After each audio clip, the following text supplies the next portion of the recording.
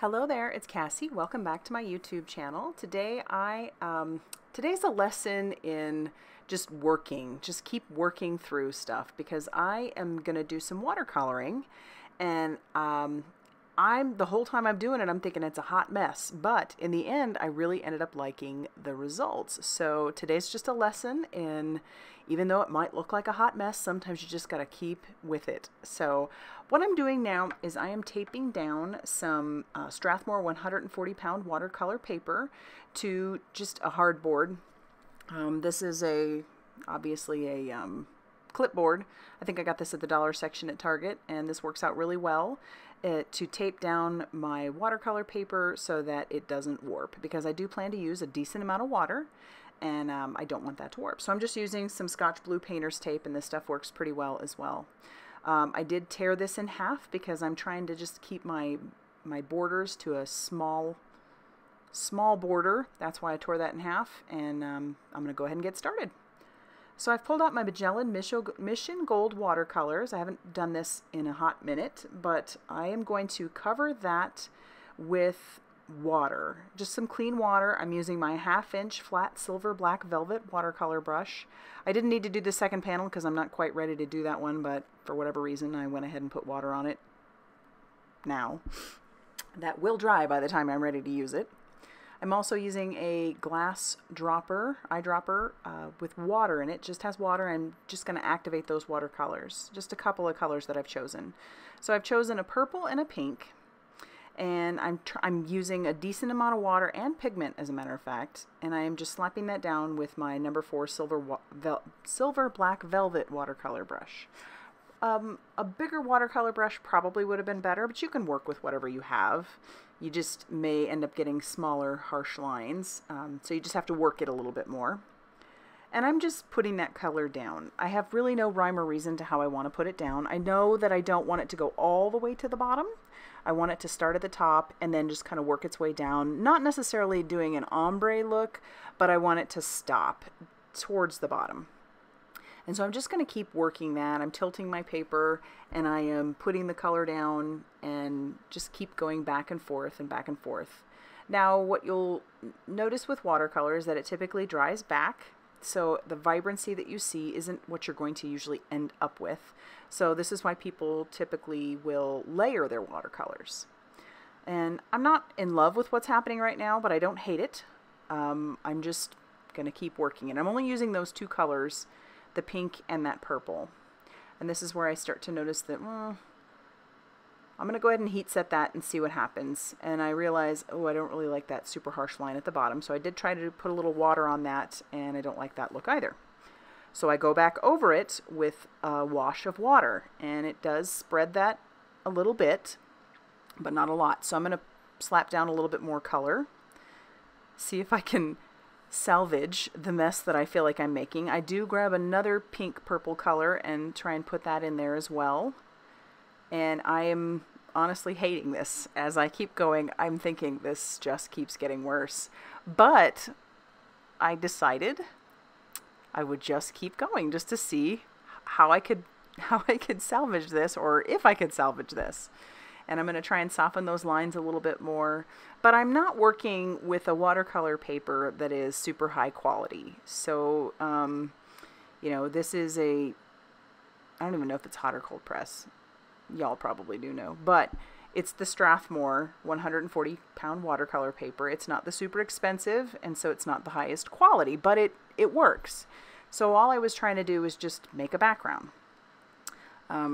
I wouldn't want to use this watercolor paper probably for like something I would want to display, do some, you know, that I'm going to have to work over a lot and want to display it up in my house, simply because the more you work this watercolor paper, the harder, you know, you're not going to get great results.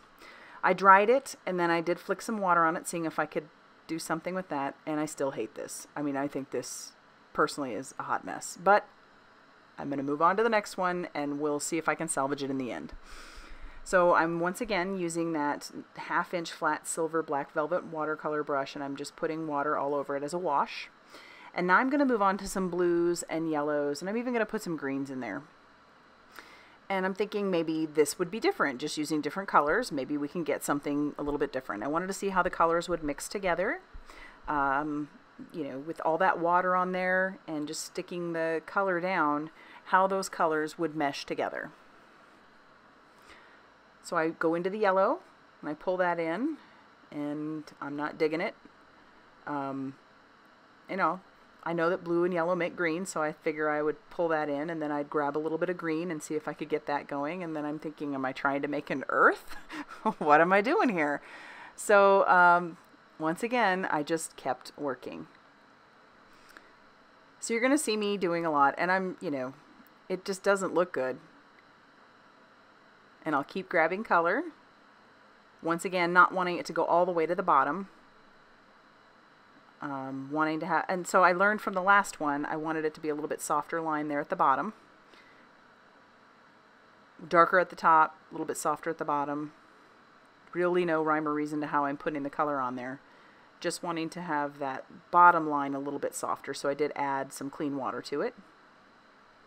And I'm just using a paper towel to wipe up the really dark spots so that it doesn't pool there. See if I can get those colors to mesh a little bit more. And then I'm going to go ahead and heat set this. Now I'll go in with some more color. I'm even going to try and do some splatters, and I don't like that. I feel like that was a little bit strong. So I just go in with more color.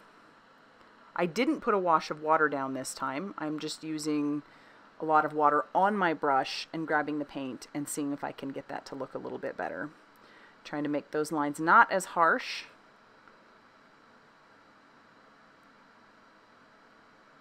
And I'll just keep working that again as well. And then I go in with some yellow, thinking I'll do some yellow splatters. Maybe while the paper's a little bit wet, the yellow splatters will do something a little bit different. And I don't love that either. So at this point, I just decided to heat it and see if we could cut our losses. And I'm peeling off my painter's tape.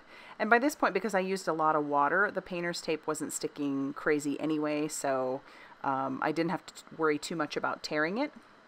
And so now I'm going to put this in my splatter box, and I do have some golden titanium white fluid acrylic paint, and I'm going to water this down a little bit. I'm just using an old brush that I have, one that I use for glue, and you know, it's a crummy brush, so it's not, I don't really care. And I'm just splattering that across the side of my acrylic block. And I'm starting to like this a little bit more. And so I do it on the other one. And then I will heat those in between, because you want to make sure that that acrylic paint is dry before you trim. And so I did heat set that, and now I'm going to trim down my borders, because as much as I like the borders, I wanted to see how it would look without the borders. And I like it a lot more now. I actually am really starting to like it. So I'll do that with the blue one as well. And now I'm going to stick those inside of my Mini Misty, because here I'm going to get started stamping. I am using the Sugar Pea Seeing Stars stamp set. I'm not sure if this is still available, because I got it for like 99 cents on a clearance. But if I can find it, I will link it to you. And I'm just sticking this in. I'm using my Misty Creative Corners as well, because I want that star to go off the edge.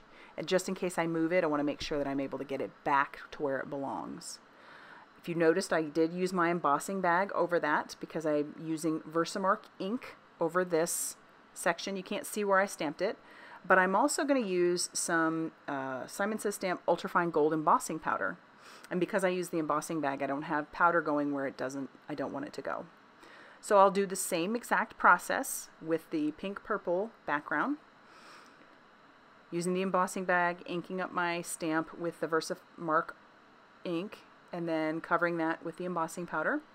And then I will use my heat tool to melt that powder so that it is smooth and melted. And you can see it melt, and it's awesome. And I'm starting to like it even more. Okay, these backgrounds are coming together. So like I said, this is a lesson in sticking with it.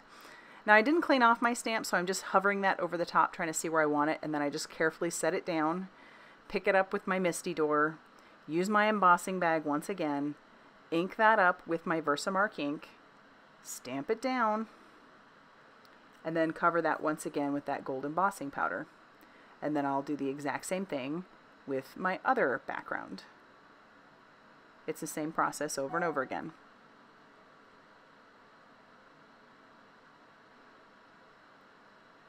Cover it with the embossing powder, and then I'll heat set that as well. And I didn't really have any stray embossing powder. I must have done a really good job of making sure my background was dry and using that embossing bag over the top of it. So once again, I'll hover it on this last spot.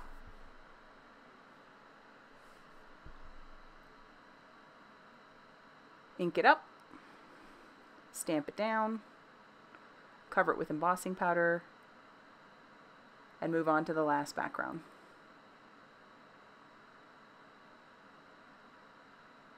And at this point, I'm thinking these have turned out really good.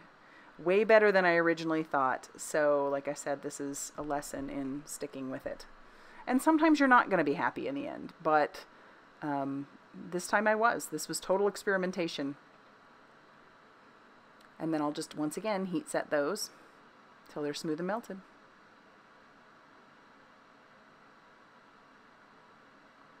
I think I really like that blue and gold, or blue and yellow background. And while I have my MISTI out, I grabbed some black cardstock that I had just sitting off to the side. And I'm going to go ahead and stamp my sentiment. And I'm going to emboss that as well, using the same gold embossing powder so that everything has some cohesion. And then I'll flip it over and I'll do it on the other side, as other edge as well.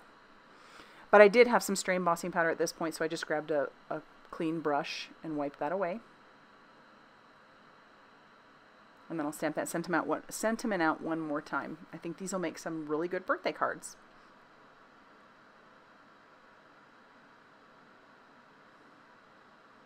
And then I will heat that until that is smooth and melted. And then I'll let those kind of cool, and then I'll trim those down. And for my card bases, I'm just using some heavyweight white cardstock that I have in my stash. And those were cut down to 4 1/4 by 11 inches. And then I am scoring those at 5 1/2 inches to make 2 top folding A2 size cards.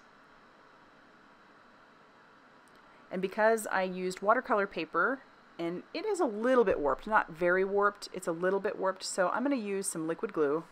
Liquid glue is kind of my favorite right now anyway. And then I will stick those down. And I'm going to actually stick those underneath a couple of heavy blocks that I have on my desk to make sure that those adhere well. Because while I did cut down on some of the warping by taping it down, there's still a little bit of warping because there was plenty of water. And then I'll do the exact same thing with that. And while I'm doing that, I'll cover those sentiments, the backs of those, with some Scotch foam tape. I'll grab out my T ruler to make sure that I put my sentiment on nice and straight, which I'll do for both of them. And then I'm going to grab some sequins from my stash. Now, I don't know exactly where these came from because these were, I don't know, they might have been packets that came from kits. But I'm just using my crystal katana, and these are basically just some gold sequins. My crystal katana and some liquid glue, and I am adhering those down to the front. The other one, the other packet actually has some stars in it, and I'm just, I think this was an old Hero Arts kit, but I'm just sticking those down on that one as well. Very easy, and I really do love the way these turned out. So again, guys, stick with it. Just, if you're trying it out, you may not like it, but just keep going until the end. And I thought these turned out pretty well. So I'd love to know what you think. Have you worked on backgrounds like that and, you know, it didn't turn out or it did turn out? What do you think? If you liked this video, hit the like button. If you haven't subscribed, please do so. And as always, guys, thank you for stopping by.